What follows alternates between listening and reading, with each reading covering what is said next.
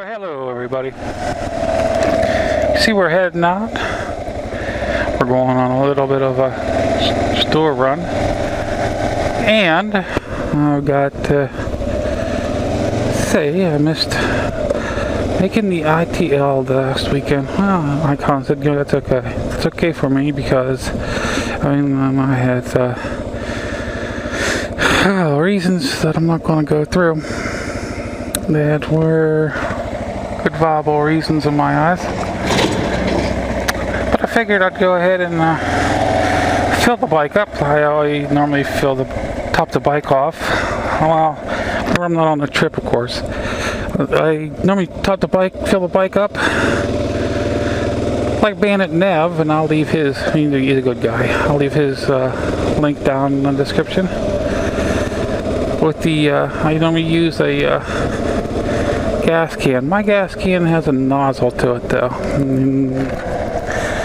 Some people like that style, the style gas can I have, and some people don't. I don't really care for them, but that's what I get my hands on, so it works.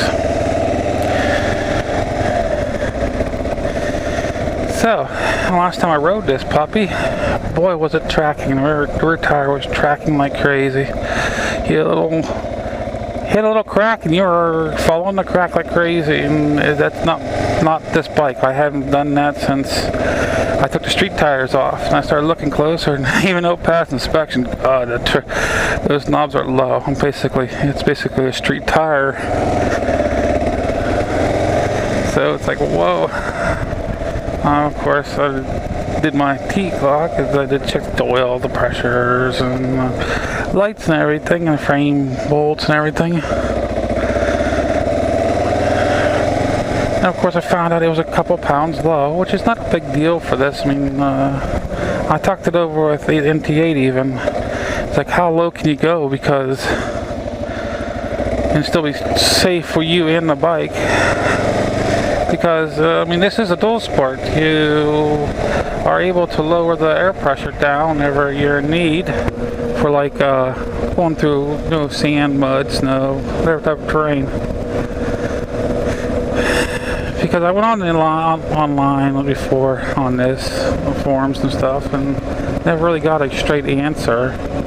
Basically, they said just lower it and try it. And I talked to Tom, and he gave me some specs to go by, and I thank him for that.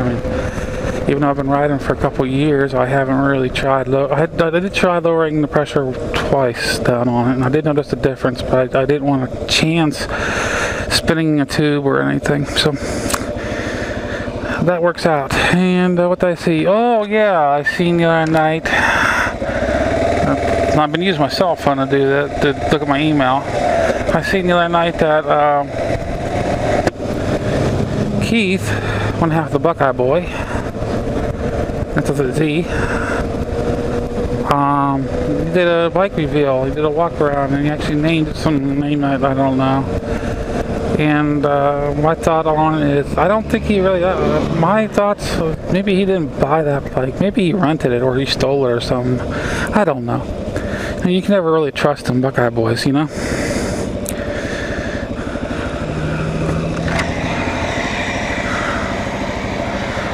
But it was like, oh well, it's a nice bike, it really is. Anything that gets you from point A to point B trustworthy, I think it's a good bike. The Goat is, in my eyes, is a fantastic bike. It does whatever I need it to do, so it's cool. It's all cool. I'm not name brand specific. Kawasaki's happens to be one of my more favorites. But yeah, he did. I think he did a good job. Congratulations, Keith. I'll throw a link down to that video down in the description for you guys if you guys want to see it. If you missed it, whatever. Like always, like all the rest of us, he's a fantastic guy.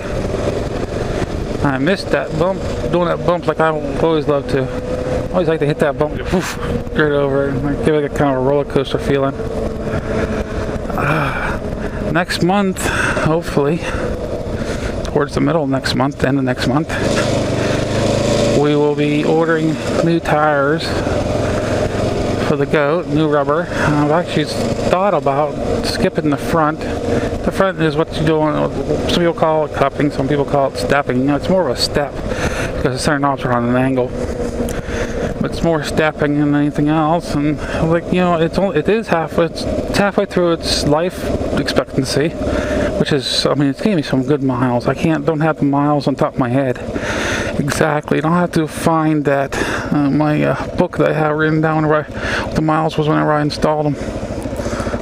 But the rear tire, I'm getting so far I'm getting 2 to 1, 2 rears to 1 front.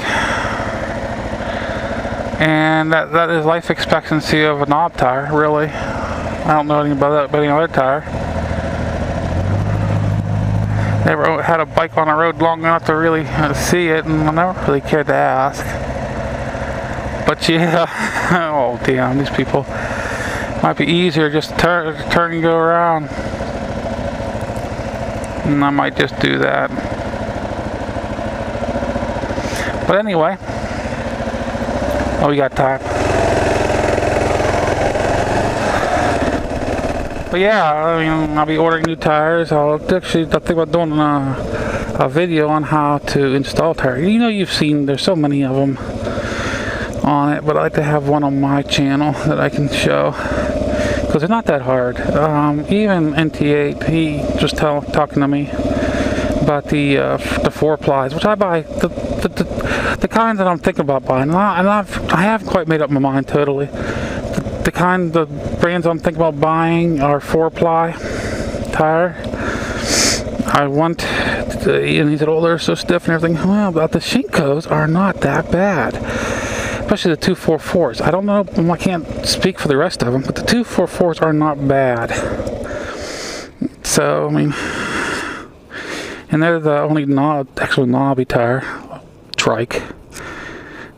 Knobby tire that I would actually put on this old girl. As far as the Shinkos, I don't like the 700 series. They don't wear right. The 500 series, they seem to be more of an off-road tire. Well, not really off-road.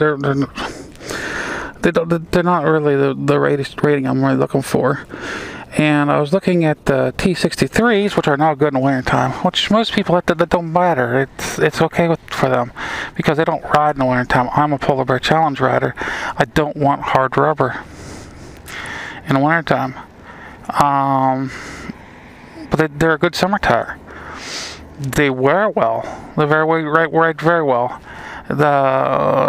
The difference for me in between the tires are there's a different tone between the 244s and the T63, and I actually like the tone of the 244, but I'm not relying on that totally. But let's get off of this for a little bit, and I'll come right back. I'll talk to you guys in a bit.